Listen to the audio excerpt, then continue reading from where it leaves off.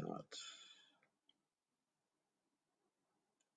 Hare Krishna. So I am broadcasting now. I just want to make sure I'm online because I'm broadcasting now from my computer rather than from my phone. And I'm just going to double check to make sure that I am online. Hold on a second.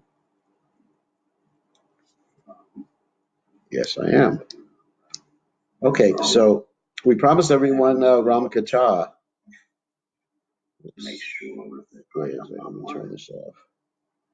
Okay, so Om Gana Timirandasha Galanjana Shlakaya Chakshur Meditam Yena Tasmai Shri Gurave Namaha. So I promise everyone we do some Ram Katha every night. It's a little later tonight. Tomorrow night it's going to be earlier. And so what we do tonight is something very interesting. I was reading the Ramayana today, the Valmiki Ramayana, and I came across a very wonderful section. And this section was, let me give a little background on this. Right now, we're not going to be doing this from people's homes because we're in sort of like an isolation type mood just to protect the devotees from the coronavirus so they don't mix with each other. So, anyway, let's tell a little bit of the story. So, what's happening where I'm reading right now in the Valmiki Ramayana is that Hanuman has been looking for Sita. Finally, he spies her in the Ashok Grove. And when he spies her, just practically at the moment when he's spying her, being surrounded by all these Rakshasinis with horrible visages, like stomachs with heads coming out of the stomach and noses coming from the forehead, then uh, at that particular juncture, Hanuman sees something very unusual, more unusual than the Rakshasinis. And what he sees is this person named Ravan who's coming to basically convince Sita to have a relationship with him. Now, a little background on this is that Ravana is love struck with Sita. Now, you may say, oh, that's so sweet. I don't think it's so sweet. Uh, what it actually is that he's suffering because one who is in lust suffers tremendously. Actually, Ravana's whole existence is suffering. Uh, Lust does that to you. It actually makes one suffer tremendously. Aritam Ganame Tena Ganino Nishavayana Kamrupena Kontya Dushparena Analena Cha. The Bhagavad Gita describes that one is never satisfied and one is burned by one's eternal enemy, which is known as lust.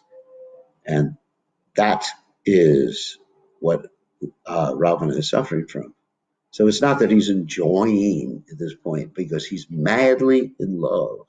And of course, what doesn't he realize is if you're madly in love and try to kidnap Lakshmi Sita Devi, you get Durga. Durga means to go or to move with great difficulty, as Prabhupada would sometimes give a sort of interpretation of the word Durga. It means the prison warden. And we know Durga is seated on a tigress.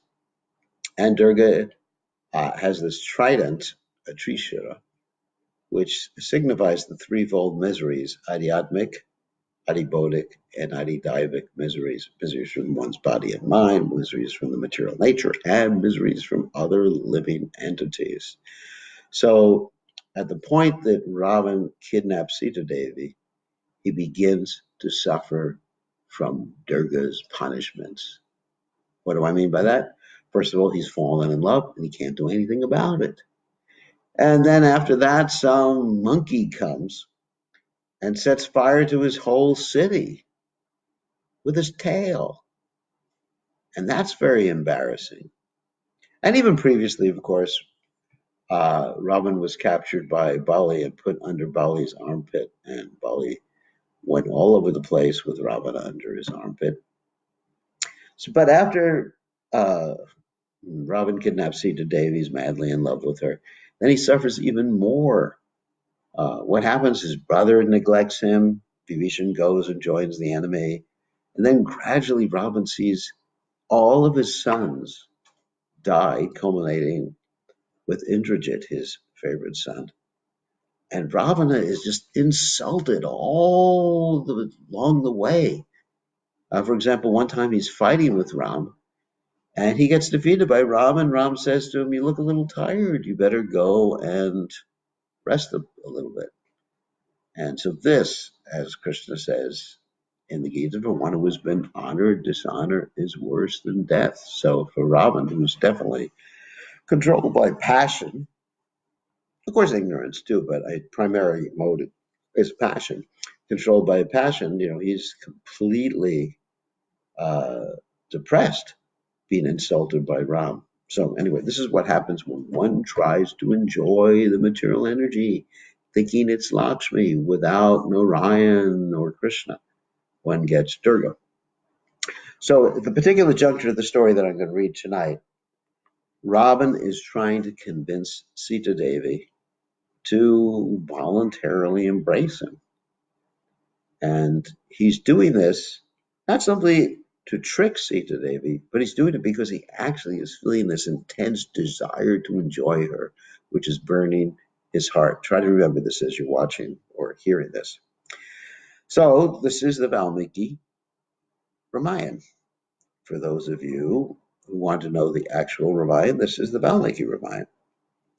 So, thereupon, Ravana approached Sita, who was helpless, surrounded by female Rakshasas, and vowed to a life of austerity, that's Sita Devi, of course, and with sweet words and courteous gestures, he said to her, "O thou, whose thighs resemble the trunk of an elephant, who beholding me dost seek to conceal thy breasts and thy body, as if thou didst fear me. O lady of large eyes, I love thee. Be gracious to me. O thou of charming looks, who is adored by all the world, there's no man present here, nor any Rakshasa able to change his form at will. Therefore banish the fear which I inspire in thee. O Sita, it has been ever the unquestioned and special privilege of Rakshasas to unite themselves with the wives of others, either taking them of their own free will or bearing them away by force. In spite of this, O Maitali, I shall not lay hands on thee, since thou hast no affection for me, but for myself. I am completely under thy sway. Therefore, trust in me and respond to my love. O goddess, have no fear of me, take courage, O dear one, and do not let thyself be consumed with grief. To wear but a single plate, to lie on the earth in soiled attire, and fast unnecessarily does not become thee. In my company, O Maitili, do thou enjoy garlands, perfumes, sandal, ornaments, wine, rich beds and seats, singing, dancing, and music. Thou art a pearl among women. Do not remain in this condition. Adorn thyself as heretofore, having united thyself with me, O lady of lovely form. What will not be thine? Thine enchanting youth is passing away, which, like the water of a river once gone, does not return. O thou of fair looks, the creator of thy loveliness, Vishvakarma, after devising thee, ceased from his work, for I see none who is equal to thee in loveliness and grace. So notice that Raman, he's quite poetic. Sometimes you depict Rakshasas as completely, let's say, uncouth, to use a word. I mean, no, let's see how to put that in common English, having no good manners. But he knows how to use good manners. He's never had a lady refuse him before. Because before this, Hanuman has gone through his ladies' ashram, or the place of Ravana's wives, and each and every one of these girls, there's thousands of them, accepted him voluntarily. because he was so handsome, rich, famous, anything any woman would fall in love with. So this is the first lady who's refused his advances. Hmm, remember? Who, having seen thee resplendent with beauty, could withstand thee, O Vaidehi? Even Brahma himself is moved. How much more other beings? O thou whose countenance resembles the moon, on whatever part of thy body mind's eye rest, my gaze is riveted. O mightily, do thou become my consort and renounce this thy folly. Become the foremost queen of these innumerable lovely women who belong to me. O timid one, all the treasure I have won throughout the worlds, I offer to thee, as also my kingdom. O sportive damsel, for thy sake, having subjugated the entire earth with its many cities, I will confer them upon King Janaka. None on this earth can withstand my prowess. Behold my immeasurable valor in battle. Did not the celestials and demons find me irresistible on the battlefield as I broke through their ranks, shattering their standards? Standards, of course, means flags. Therefore, yield to my desire and attire thyself in splendid robes, letting brilliant gems adorn thy person. O timid one, enjoy every comfort and luxury according to thy pleasure, divert thyself, and distribute land and treasure to others.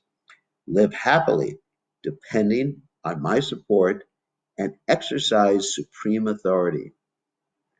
By my favor, all the relatives shall share thy felicity. Felicity, of course, means happiness.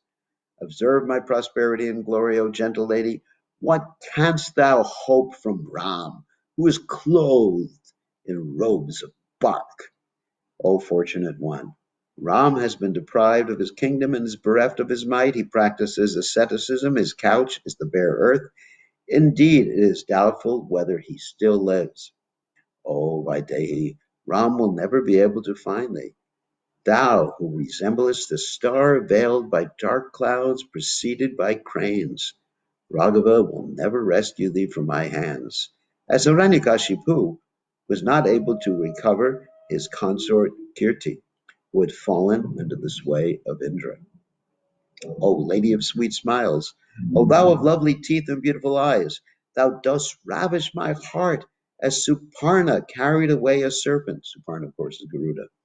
Although thy robe is torn and stained, and thou art stripped of ornaments, seeing thee my mind turns away from all my other consorts.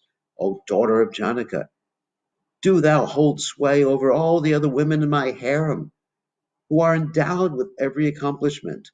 O princess of raven locks, that means black hair. These women, the foremost amongst the beauties of the world, shall be thy slaves and attend on thee as the Apsaras attend on Shri. O graceful princess, enjoy the pleasures of the world with me, and the riches of Kuvera to the utmost of thy desires.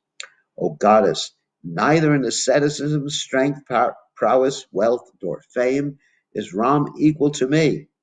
Therefore, drink, eat, enjoy thyself, and indulge in every pleasure. I shall confer on thee immense wealth, nay, the whole world. Do thy satisfy all thy desires in my company, O timid one, and let thy relatives share thy felicity also. Adorn with dazzling golden bracelets. O beautiful one, in my company range in the groves of flowering trees on the shores of the sea where the black bees hum. And now, Sita's response. Hearing the words of that terrible Rakshasa, Sita, overwhelmed with grief, answered in a faint and feeble voice. The unfortunate Sita, afflicted and trembling, faithful to her lord, and anxious to preserve her virtue, her heart fixed on Ram, placed a straw between Ravana and herself, and with a sweet smile answered him, saying, Take thy heart and set it on thine own consorts. As a sinner may not aspire to heaven, so shouldst thou not expect to win me. That which would never be done and is condemned in a woman faithful to her Lord, I shall never do. Born in a noble house, I have ever been joined to a pious family. Having spoken thus to Ravan, the virtuous Vaidehi turning her back on him. This is actually an insult to the poor guy. Almost feel sorry for Robin at this particular point. Uh, she continued, "It is not meet that I become the wife, since I am united to another.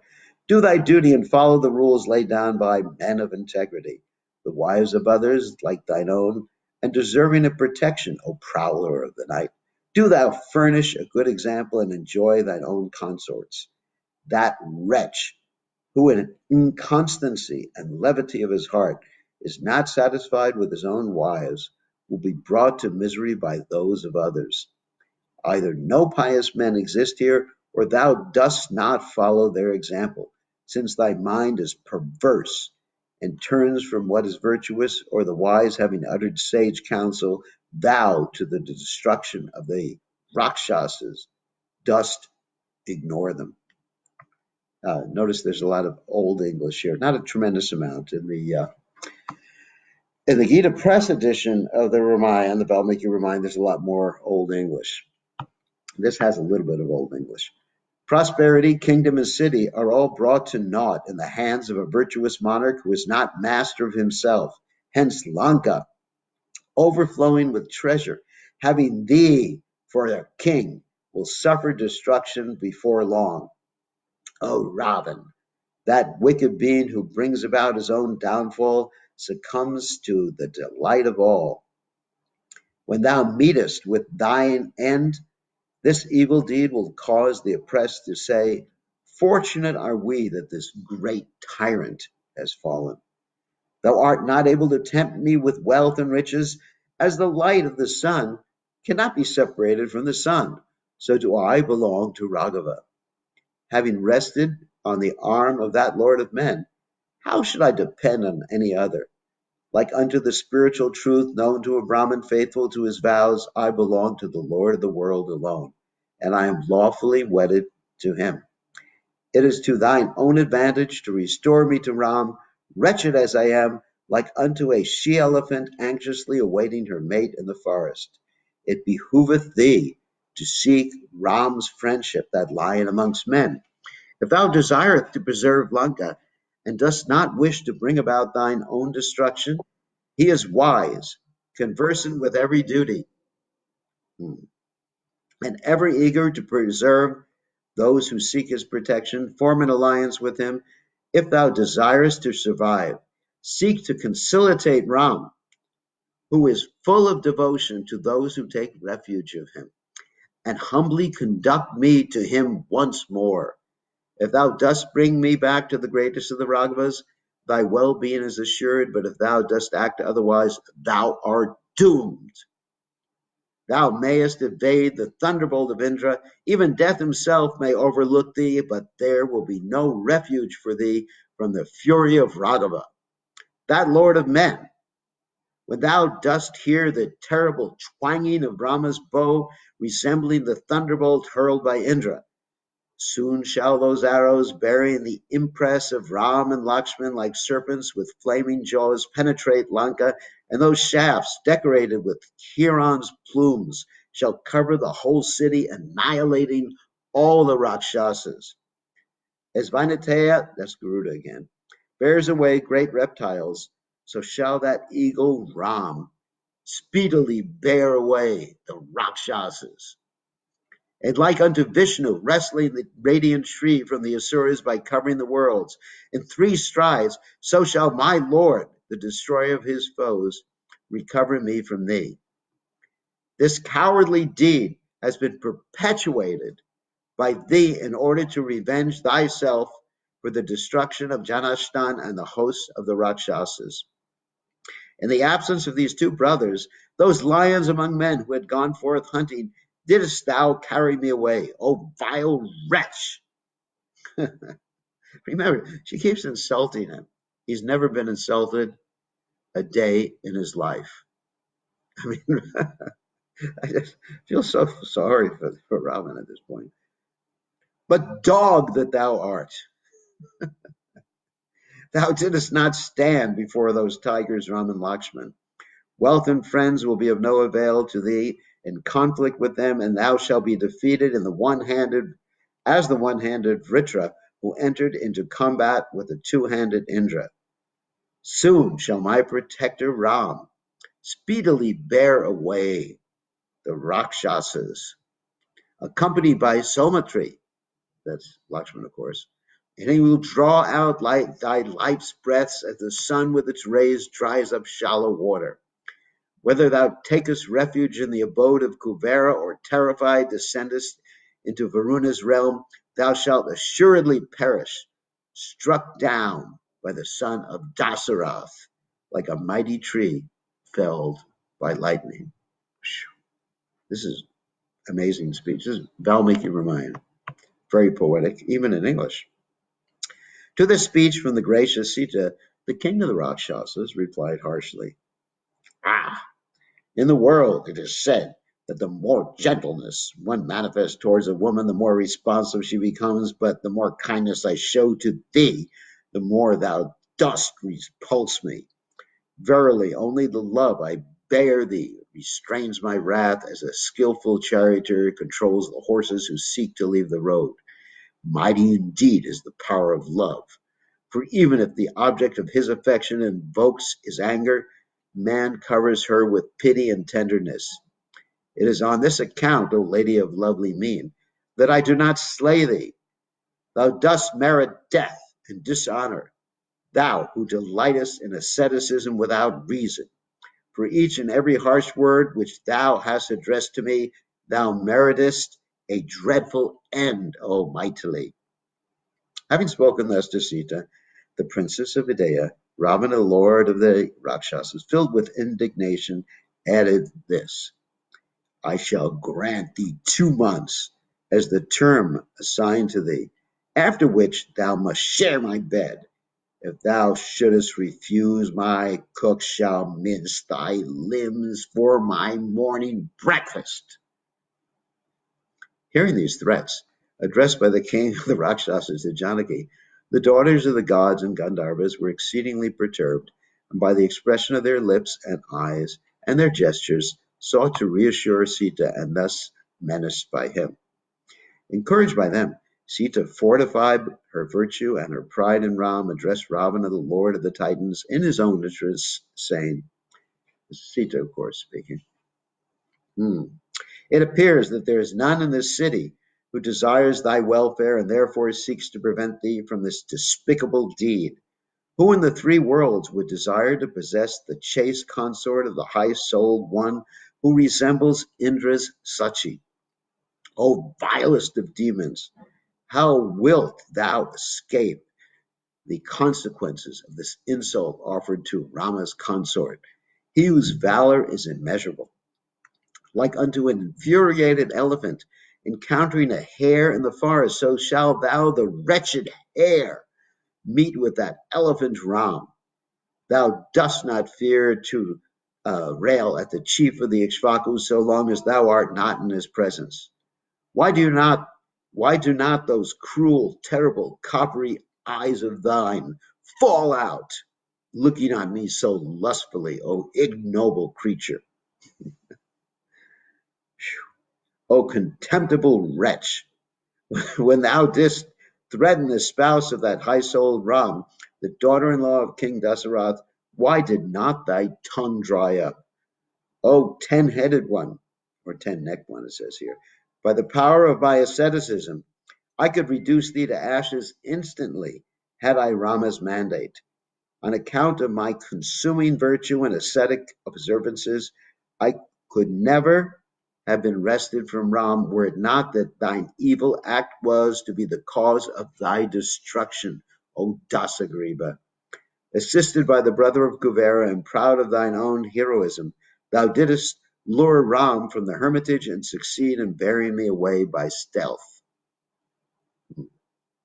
Hearing Sita's words, Ravana, the king of the Titans, cast ferocious glances at her, like a mass of black clouds, with his enormous arms and neck endowed with an elephant gait, his eyes smoldering, his tongue like a darting snake's tongue, of immense stature, wearing a plumed diadem, that means a crown, covered with necklaces, sprinkled with perfume, decked with garlands and bracelets of gold, his waist encircled with a dark blue belt, so that it resembled the Mandara mountain encompassed by the snake at the time of the churning of the ocean.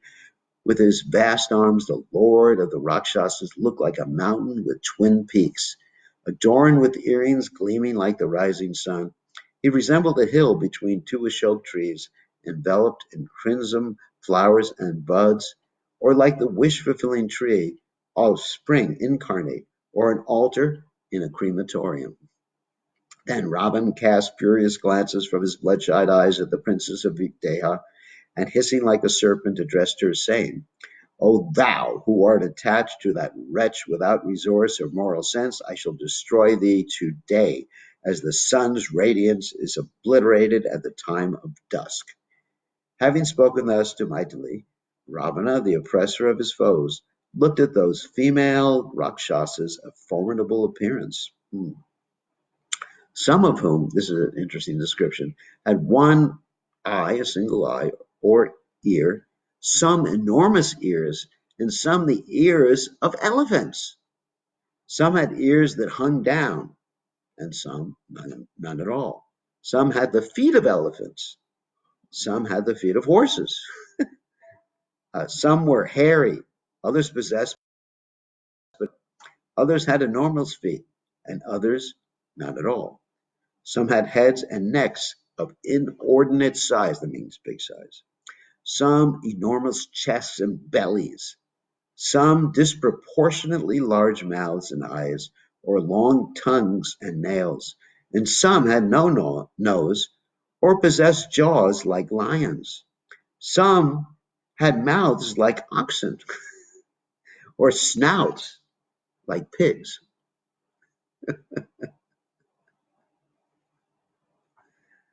Then Ravana, transfixing those Rakshasas with his glance, said to them, Ye Rakshasas, seek by fair or foul means, by threats or persuasion, or honeyed words or gifts, to induce Sita to look on me with favor.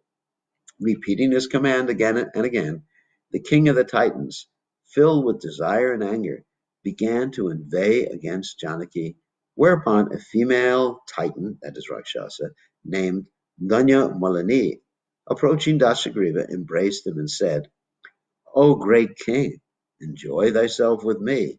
What need hast thou for this human being who is wretched and whose countenance is pale? O king of the Rakshasas, it is not with her that the gods have destined thee to taste the exquisite pleasure of the reward of the strength of thine arms. He who loves one who is unwillingly exposes himself to torment, whereas she whose love is reciprocated enjoys perfect happiness. Having said this, the female Rakshasa drew Ravana away, but he, resembling a mass of cloud, turned back, laughing scornfully. Then Dasagriva strode away, causing the earth to tremble, and returned to his palace that shone with the brilliance of the orb of day. Surrounding Ravana, the daughters of the gods and Gandharvas, as well as those of the serpent race, returned to that sumptuous abode with him. Thus Ravana, distracted with desire, left the princess of Mithila of irreproachable virtue trembling, and entered his own dwelling. So maybe we can read a little more. This is really, to me, this is really nectar, because these are the words of Valmiki.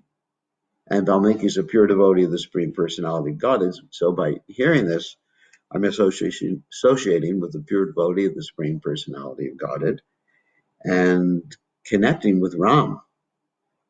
Actually, when we read these things in the Ramayana, we should, in our mind's eye, using our imagination and our ability to picture things, we should picture what's going on. We should actually see Ravan doing his thing, threatening Sita Devi, and Sita Devi rejecting Ravana. And when we read with that particular mood, the Ramayana will actually be present in our hearts. As described by Lord Kapila Dev, Bhavanti Ritkarna Rasayana Katha Joshina Dasya Pavargavartmani Shradavra Tiruvakti Anukramishati. that when we let the transcendental sound vibrations, which actually have the dust particles of the lotus feet of the Lord, enter our hearts from the pure devotees, then we automatically, Bhavanti Ritkarna Rasayana Katha, we proceed on the path of liberation to Joshadashu up of our Vartmani. And gradually we get what Shraddha, Ratira Bhakti, Anukramishati, that faith, taste, and ultimately pure love of God follow one after the other. This is the real point of Krishna consciousness. As we mentioned, actually, I've been mentioning the last few days, the real point of Krishna consciousness is to have a taste. Vasudeva, Katha, Ruchi, a taste for hearing the pastimes of the Lord, a taste for serving the Lord, and ultimately a taste for chanting Krishna's names. And if we don't have a taste for these things, if we're just engaged in mental speculation, philosophical word jugglery, or whatever, then Shrama Evi Kevalam, we're not making much progress in devotional service. So anyway, I think we're going to end a little early tonight. It's not early, actually, but we're going to start earlier tomorrow night in our Ramayana recitation.